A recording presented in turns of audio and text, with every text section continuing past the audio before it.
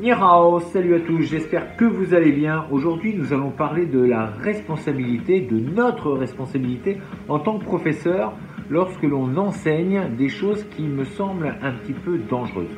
Effectivement, avec les réseaux sociaux, on se rend compte qu'on peut avoir accès à tout et pas forcément que du bien. Par exemple, on se rend compte qu'on peut avoir accès à des techniques qui sont dangereuses.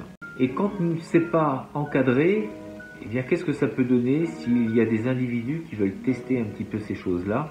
On peut aller vers des accidents. Mais dans tous les cas, ça va vers des choses qui ne sont pas forcément positives. Montrer des techniques qui sont dangereuses, eh bien, ça donne un climat un petit peu, ça entretient des choses qui ne sont pas forcément saines. Rappelons-nous que l'être humain est souvent tenté d'aller dans ce côté obscur. Quand c'est pour faire du mal, ça, on est les premiers à s'y intéresser. J'avais donné dans une autre vidéo un exemple de Monsieur Henri Play qui a fait notamment 2 livres. Un, comment faire du mal, et l'autre, comment faire du bien. L'art ultime des points vitaux, en fait, comment détruire. En touchant certains points, on peut faire du mal à la personne. Et dans le 2e volume, eh bien, c'était les points qui étaient là pour soigner, notamment des quatsu. Donc c'est des formes de réanimation pour un petit peu comme les massages cardiaques et qui étaient utilisés par les samouraïs sur les champs de bataille. Eh bien, je vous le donne en mille. Le premier ouvrage qui était donc destiné à savoir comment faire du mal, donc toucher des points ultimes, eh bien ça intéresse énormément de monde puisque ce livre-là a fait un tabac. Il a été vendu à énormément d'exemplaires. Je n'ai pas le nombre, mais en tout cas celui-là a bien marché. Et puis le 2e, eh bien, c'est bizarre, mais lui, il a intéressé personne, ou très peu de personnes. C'est triste à dire, mais en fait, on est attiré par ce qui détruit.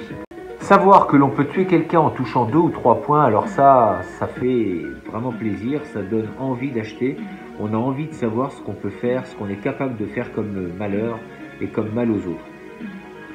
Ça, pour ça, on est là. Mais dès qu'il faut soigner, dès qu'il faut construire, dès que l'on peut faire des choses intéressantes, eh bien là, on est de moins en moins nombreux. Et fort de ce constat, eh bien, je pense qu'il est dangereux de mettre sur YouTube ou sur Facebook ou en tout cas sur les réseaux des choses qui portent à mal.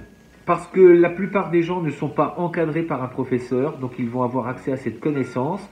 Oui, c'est vrai que c'est simple de faire mal, surtout quand on connaît, et il suffit de montrer ça pour qu'il y ait des gens qui, peut-être, vont être intéressés de tester ce genre de choses, et même s'ils ne les utilisent pas, en fait, nous contribuons à faire un monde où il y a des choses négatives qui sont véhiculées. Alors bien sûr, tout le monde peut faire ce qu'il veut sur ces réseaux, on n'est pas forcément pratiquant d'ailleurs quand on montre ce genre de vidéos, ne serait-ce que des bagarres. Il y en a de plus en plus, des combats dehors, des street fights, et j'en passe. Mais en fait, on est en train de monopoliser un petit peu l'attention sur ce genre de choses. On en met de plus en plus. Et donc, nous contribuons à faire de ce monde un monde violent. C'est vrai que nous faisons partie de ce monde où la violence, eh bien, nous côtoie, nous côtoyons cette violence. Mais est-ce une raison pour suralimenter ce genre de choses ? Nous ne sommes pas obligés non plus de suivre cette masse qui montre ce genre d'image. Donc ça, c'est pour tout ce qui est réseau. Je pense que justement, on devrait éviter de montrer ce genre de cours, ce genre de techniques. Et en tout cas, dans nos cours, il est important également de ne pas toujours montrer des choses qui peuvent être dangereuses. Et surtout, il faut connaître les gens à qui nous allons donner ce genre de techniques. Parce que je parle bien sûr des techniques qui enlèvent la vie, elles existent.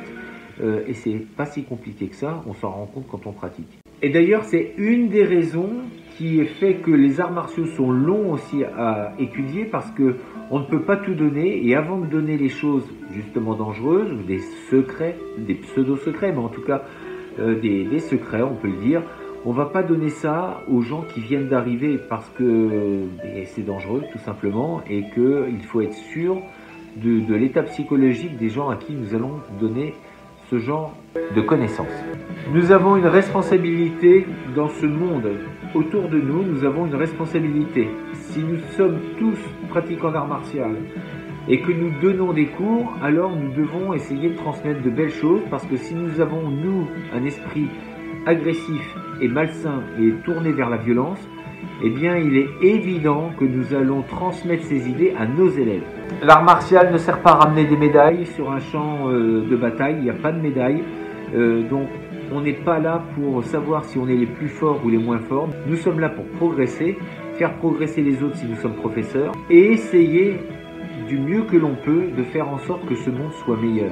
Donc oui, nous avons la responsabilité de faire en sorte que les personnes à qui nous enseignons eh bien, puissent se défendre si le cas devait se trouver. Mais je veux dire, on n'est pas tous les jours en train de se battre, on n'est pas en train de subir des agressions tous les jours.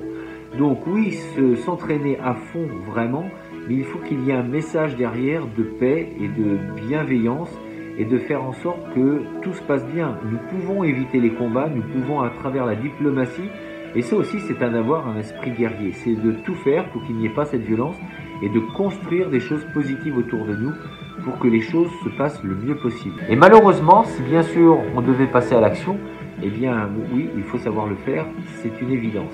Mais l'erreur serait de faire croire que les arts martiaux sont quelque chose uniquement de violent, où il n'y a pas de respect.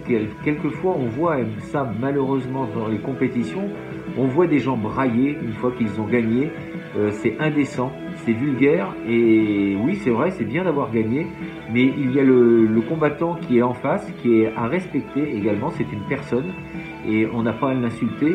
Il a donné de son mieux aussi. On peut avoir ce respect du combat et de notre adversaire et le saluer et non pas de brailler, de se jeter dans tous les sens, d'éructer. Franchement, je vois rien de l'art chevaleresque là-dedans.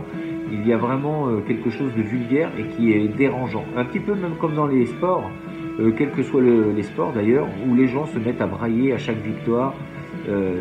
Je trouve que ça manque d'humilité et on devrait simplement saluer son partenaire, le remercier pour ce qu'il a donné, même si on a gagné, on doit le remercier parce qu'il a tout donné et quelquefois on a beau avoir gagné, le vrai gagnant est parfois celui qui a perdu. C'est une phrase à méditer ça. Donc je vous laisse sur ces paroles philosophiques, je vous retrouve demain pour une prochaine vidéo. D'ici là, restez forts, restez beaux et surtout restez bienveillants. Et abonnez-vous. 再见。